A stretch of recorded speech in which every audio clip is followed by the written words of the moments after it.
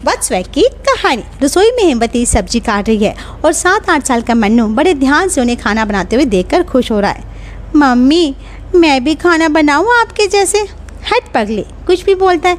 भला लड़के भी खाना बनाते हैं क्या? तू खेले जा, और ये चाकू छुरी ना तेरा काम नहीं है। नहीं मम्मी, मुझे करने दो ना, मैं भी खाना बना सकता हूँ। आज मैंने सपना देखा कि मैं ना बड़े बड़े लोगों को खाना खिला रहा था और सब वाह वाह करे थे। मन्नू, आज तूने कह दिया, दोबारा ऐसा मत कहना।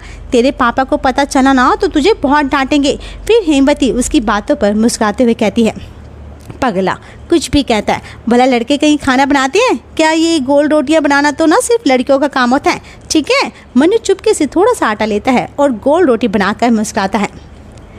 ये मैंने गोल रोटी बना दी। हेमवती का ध्यान नहीं था, लेकिन मन्नू के पिता मुरारी लाल उसे रोटी बनाते हुए देख लेते हैं और उस पर बहुत ज़्यादा गुस्सा हो जाते हैं।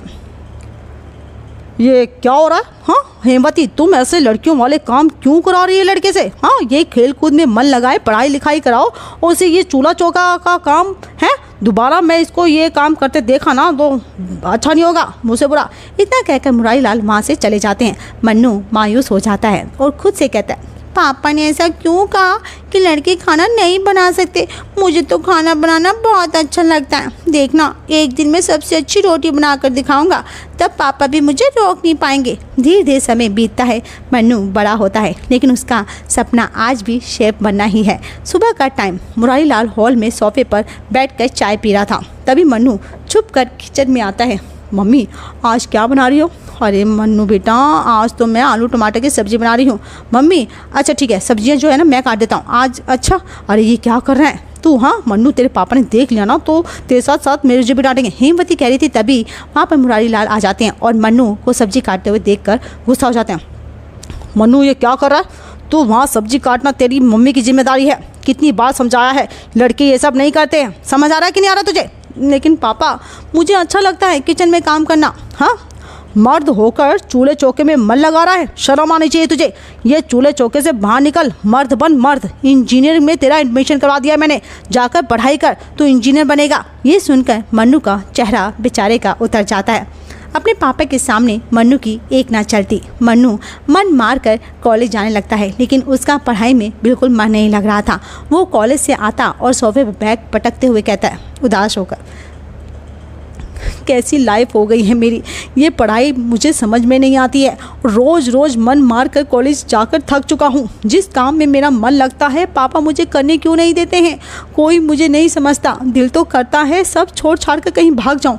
आखिरकार मन्नू के एग्ज़ाम होते हैं और रिज़ल्ट आता है और मन्नू पहले ही सेमेस्टर में फेल हो जाता है। इस पर मुरारी लाल मन्नू की बुरी तरह क्लास लगा देते हैं।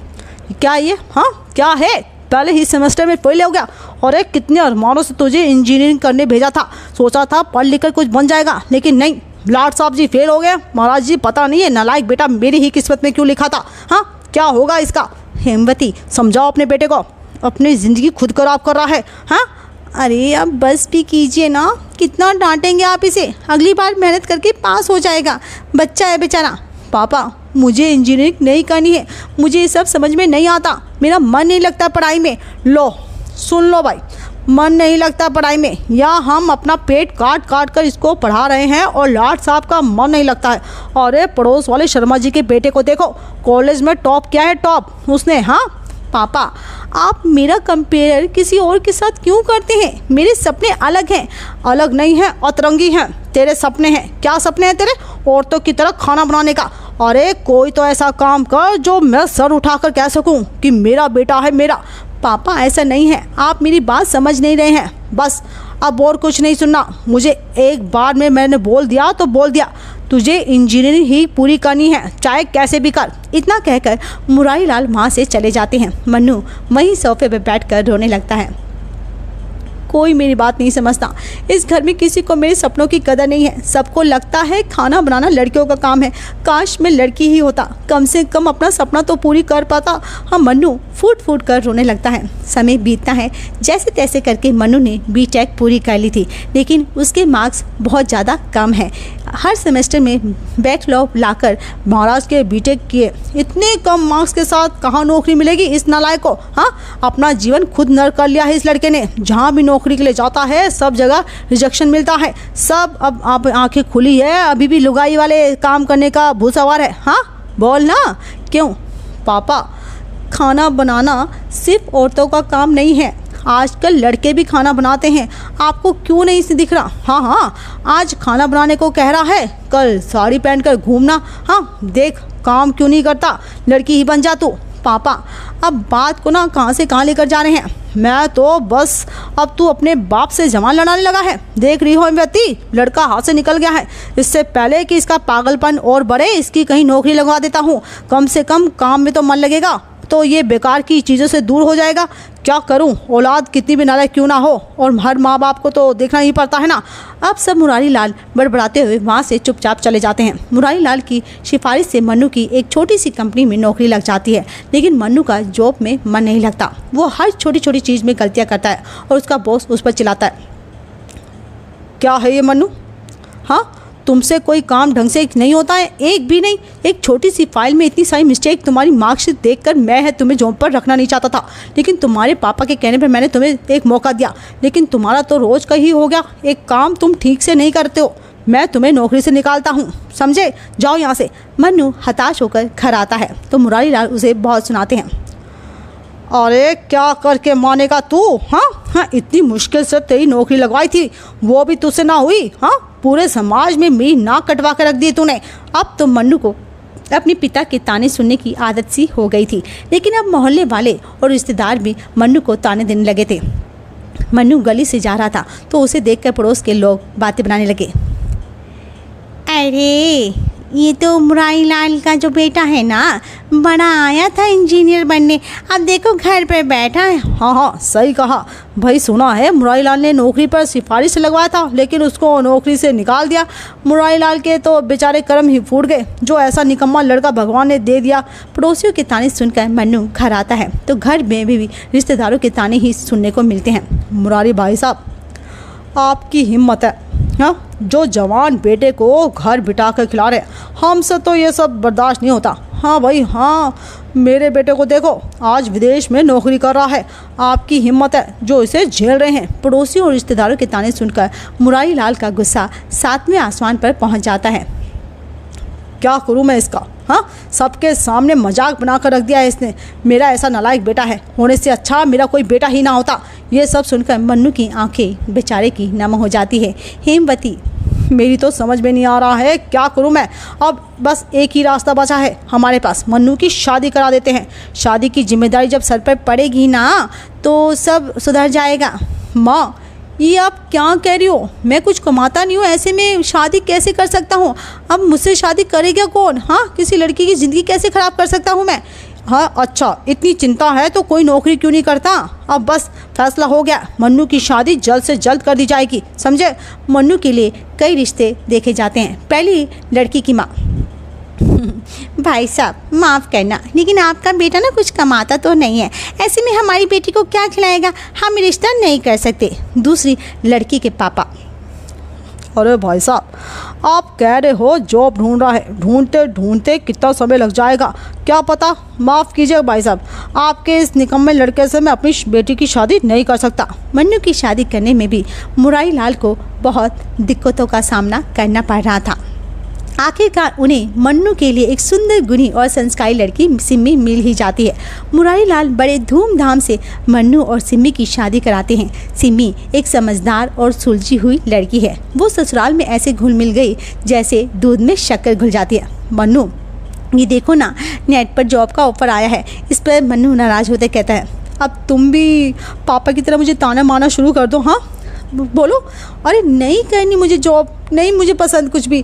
और ये जॉब मेरे पास सिर्फ नाम की डिग्री है, मुझे इंजीनियर में कुछ नहीं आता। मुझे शादी करके तुम्हारी भी लाइफ ख़राब हो गई है।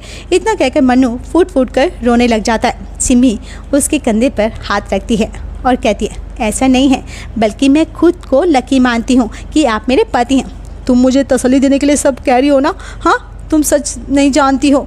नहीं, मैं सच जानती हूँ। जब उस दिन मेरी पहली रसोई थी तो मैंने खाने में नमक ज़्यादा डाल दिया था। मुझे समझ में नहीं आ रहा था कि क्या करूँ। तब आपने आटे की गोली डालकर मेरा खाना बेकार होने से बचा लिया था। और बिगड़े हुए खाने को सही करना ये कोई एक्सपर्ट ही कर सकता है। मैं जानती हूँ आपको खाना बनाना बहुत पसंद है। मुझे माफ़ कर दो जिसे मैं तुम्हें ये सब कुछ बताना नहीं चाहता था। अरे आप क्यों माफ़ी मांग रहे हो? इसमें आपकी कोई गलती नहीं है मन्नू, बल्कि आपके पास खाना बनाने का इतना अच्छा टैलेंट है। आप खाना बनाना ही क्यों नहीं ट्राई करते? घर वालों के डर से पापा को बिल्कुल भी पसंद नहीं है कि मैं खाना बनाऊं। उनको लगता है कि खाना बनाना लड़कियों का काम है, इसलिए अब तो मैंने सपने देखना ही छोड़ दिया है। आपको अपने सपनों से समझौता करने की कोई ज़रूरत नहीं है मन्नू। अब मैं हूँ ना आपके साथ, है मैं आपका साथ दूंगी। आप खाना बनाना चाहते हो, शेफ़ बनना चाहते हो तो बनो, मैं आपका साथ दूंगी। आज से मैं जॉब करूँगी और आप अपने सपने की तरफ पहला कदम बढ़ाएं, ठीक है? आज से आप खाना बनाने का कोर्स करना शुरू करें। हाँ, अरे लेकिन पापा को क्या कहेंगे? वो परमिशन नहीं देंगे तो हम उन्हें कुछ बताएंगे नहीं। जब आप कोर्स पूरा करेंगे फिर एक होटल में बड़े शेफ बन जाओगे ना, तब हम सबको बताएंगे। फिर तो पापा जी मना नहीं कर पाएंगे, ठीक है? समझ गए? मन्नू छुप कर ऑनलाइन शेफ का कोर्स करने लगा था। सिमी उसका साथ देती। मन्नू खाना बनाता और सिमी उसे रेटिंग देती। और जब भी हेमवती किचन में आती तो सिमी और मन्नू ऐसा दिखाते जैसे सिमी खाना बना रही। मुरारी लाल और हेमवती मन्नू के हाथ का खाना सिमी के हाथ का खाना समझकर खा लेते। अरे वाह बहू, खाना क्या स्वाद बनाया, आजकल तुम बहुत अच्छा खाना बनाने लगी हो। हाँ, हमारे तो भाग ही खुल गए इतनी बुरी बहू पाकर। सच में खाना तो बहुत ही अच्छा बना है। और एक ये लाड साहब खुद को बाबर समझने लगे थे। ये होता है खाना सच में, जो खाना घर की महिलाएं बना सकती हैं ना, वो कोई नहीं बना सकता, समझा? मुरारी लाल चटकारे ले लेकर खाना खाते हैं। मन्नू और सिमी बेचारे एक दूसरे को देखकर मुस्कुराते हैं। अब तो रोज़ रोज़ मन्नू खाना बनाने की प्रैक्टिस करने लगा था। लेकिन एक दिन हेमवती मन्नू को खाना बनाते देख लेती है। ये क्या चल रहा है? हाँ मन्नू, तू खाना बना रहा है और तू सिमी, तू अपने पति से काम करवा रही है। तभी वहाँ पर मुरारी लाल भी आ जाता है।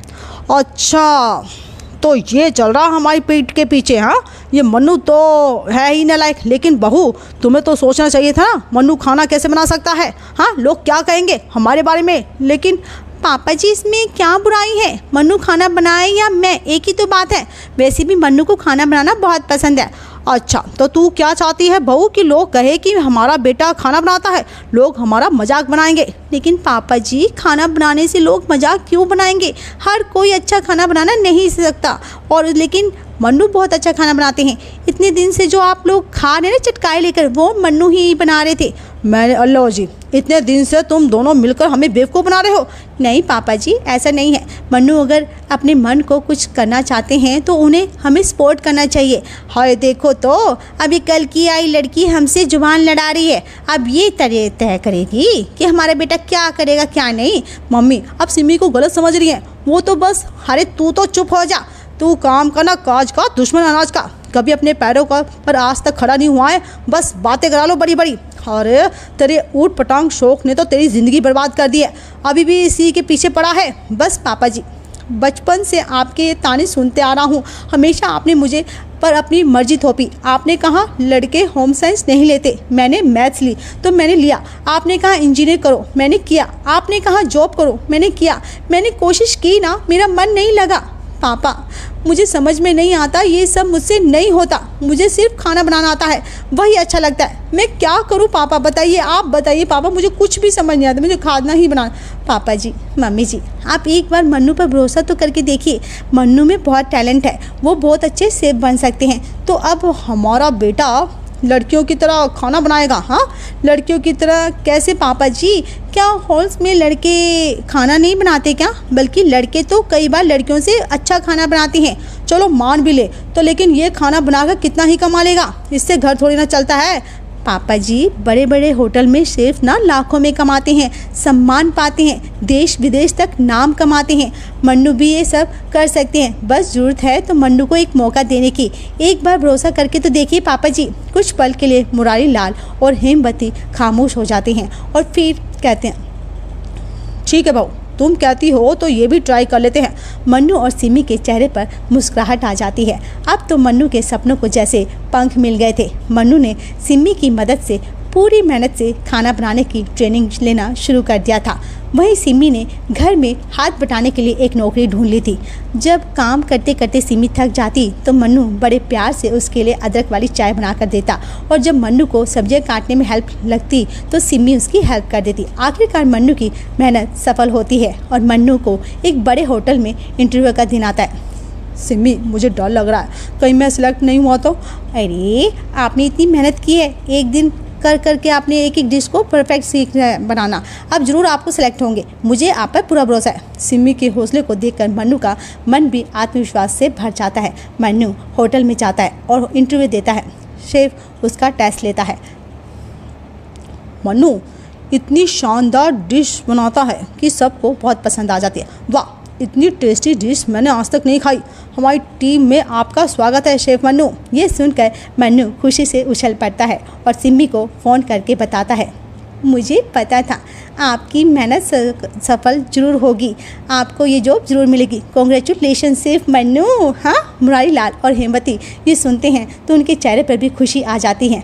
मन्नू मुरारी लाल, हेमवती, सिमी, मोहल्ले वाले और सारे रिश्तेदार को अपने होटल में खाने पर बुलाता है। सब लोग खाने की बहुत तारीफ़ करते हैं। वाह, इतना स्वाद खाना तो भाई आज तक मैंने नहीं खाया भाई। हाँ भाई, ये बात तो माननी पड़ेगी, खाना तो स्वाद है भाई। हाँ, खाना खाकर तो एकदम दिल खुश हो गया। किसी बड़े शेफ़ ने बनाया होगा आज का खाना। हाँ, आज की स्पेशल डिश सिर्फ शेफ मन्नू द्वारा तैयार की गई है। ये सुनकर सबकी आंखें फटी की फटी रह जाती है। क्या मन्नू ने बनाया ये खाना? अपना मन्नू इतना बड़ा शेफ बन गया, कमाल कर दिया मन्नू ने तो। मुरारी भाई, आपका मन्नू तो हीरा है, हीरा। हाँ मुरारी भाई, आपके तो भागे खुल गए इतना होनहार बेटा पाकर। सबकी बातें सुनकर मुरारी लाल और हेमवती भावुक हो जाते हैं। उनकी आंखें भर आती है और वो बहुत ज़्यादा खुश हो जाते हैं और अपने बेटे से कहते हैं, मन्नू से, मुझे माफ़ कर दे बेटा, मैं कभी तेरे हुनर को समझ नहीं पाया, लेकिन आज मेरी आँख खुल गई है। आज सब तेरी इतनी तारीफ़ कर रहे हैं बेटा मन्नू, तूने तो कमाल कर दिया। आज पहली बार मुझे अपने बेटे पर गर्व हो रहा है। सच कहूँ तो बेटा, तूने दिखा दिया कि सपना चाहे जो भी हो, हाँ, और अगर अच्छे दिल से पूरा किया जाए तो कोई काम छोटा नहीं होता। अब घर का माहौल पूरी तरह से बदल चुका था। मुरारी लाल जो कभी मन्नू की पसंद का मजाक उड़ाया करते थे, अब गर्व से सबको बताते हैं कि उनका बेटा बड़ा शेफ है। मन्नू और सिमी के चेहरे पर मुस्कुराहट आ जाती है। मन्नू और सिमी एक दूसरे का हाथ पकड़ते हैं और सिमी बोल पड़ती है, सपनों को पंख मिल जाए तो उन्हें उड़ने से कोई नहीं रोक सकता। बस ज़रूरत होती है तो एक साथी की जो कहे, हाँ बेटा भी खाना बना सकते हैं। क्यों पापा, बेटा खाना बना सकते हैं ना?